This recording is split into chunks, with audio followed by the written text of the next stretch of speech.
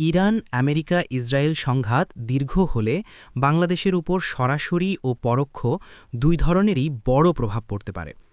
নিচে বিষয়ভিত্তিকভাবে পরিষ্কার বিশ্লেষণ দেওয়া হল। ১. অর্থনীতি ও মূল্যস্ফীতি। জ্বালানির দাম বাড়লে সবকিছুর দাম বাড়বে। খাদ্য, পরিবহন, নিত্যপণ্য, আমদানি নির্ভর পণ্যের খরচ বাড়বে। সাধারণ মানুষের জীবনযাত্রার ব্যয় বেড়ে যাবে। মধ্যবিত্ত ও নিম্নবিত্ত সবচেয়ে বেশি চাপ অনুভব করবে। ২. জ্বালানি ও বিদ্যুৎ সংকট। বাংলাদেশ তেল ও গ্যাস আমদানির উপর নির্ভরশীল। মধ্যপ্রাচ্যে সংকট হলে সরবরাহ কমে যেতে পারে, লোডশেডিং বাড়তে পারে, শিল্প কারখানার উৎপাদন কমে যেতে পারে। ৩. প্রবাসী আয় কমে যাওয়ার ঝুঁকি। মধ্যপ্রাচ্যে অনেক বাংলাদেশি কর্মরত। যুদ্ধ হলে চাকরি হারানো বা দেশে ফিরে আসার ঝুঁকি থাকবে। এতে রেমিটেন্স কমে যেতে পারে।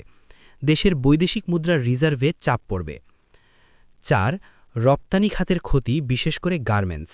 বিশ্ব অর্থনীতি দুর্বল হলে পোশাকের চাহিদা কমে যাবে, শিপিং খরচ ও সময় বাড়বে, রপ্তানি আয় কমে যেতে পারে। ৫. আমদানি রপ্তানি ও ব্যবসা ব্যাহত হওয়া।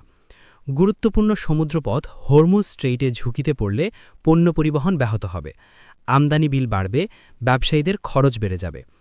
৬. নিরাপত্তা ও রাজনৈতিক চাপ। বিশ্ব রাজনীতির প্রভাবে বাংলাদেশকে কূটনৈতিক ভারসাম্য বজায় রাখতে হবে। অভ্যন্তরীণ রাজনৈতিক উত্তেজনা বাড়তে পারে, সাইবার নিরাপত্তা ঝুঁকি বাড়তে পারে। ৭. খাদ্য নিরাপত্তা ঝুঁকি। গম, তেল সহ খাদ্যপণ্যের দাম বাড়তে পারে। আমদানি ব্যাহত হলে খাদ্য সংকট দেখা দিতে পারে।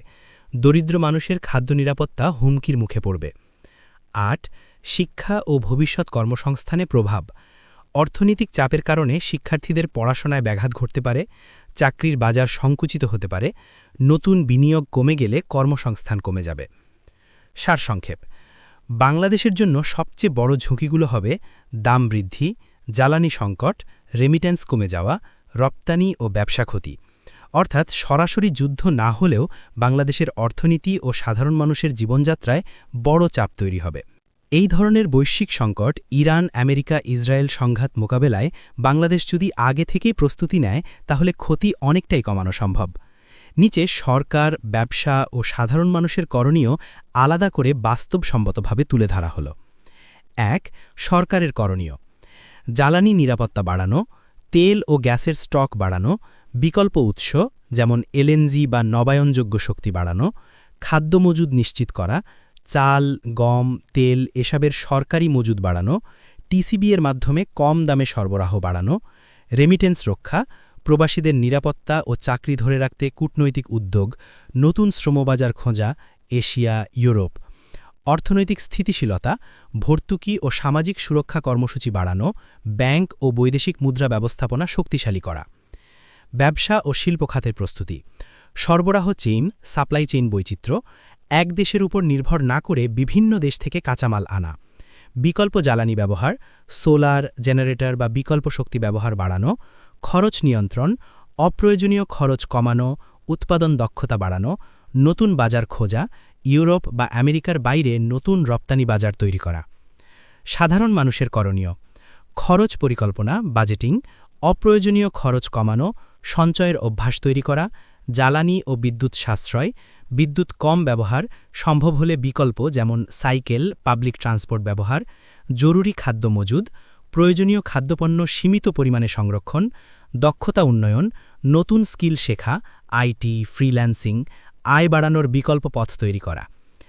কূটনৈতিক ও আন্তর্জাতিক প্রস্তুতি: নিরপেক্ষ অবস্থান বজায় রাখা, সব পক্ষের সঙ্গে সুসম্পর্ক রাখা, আন্তর্জাতিক সংস্থার ইউএন বা আইএমএফের সহায়তা নিশ্চিত করা। সারসংক্ষেপ: এই পরিস্থিতিতে বাংলাদেশ টিকে থাকতে পারবে যদি আগে থেকেই পরিকল্পনা নেয়, জ্বালানি ও খাদ্য নিরাপত্তা নিশ্চিত করে, অর্থনীতি ও রেমিটেন্স সুরক্ষিত রাখে, সাধারণ মানুষ সচেতনভাবে খরচ ও সঞ্চয় করে। সহজভাবে বললে, স্মার্ট পরিকল্পনা যোগ সাশ্রয়ী জীবনযাপন যোগ শক্তিশালী নীতি সমান সংকট মোকাবেলা সম্ভব।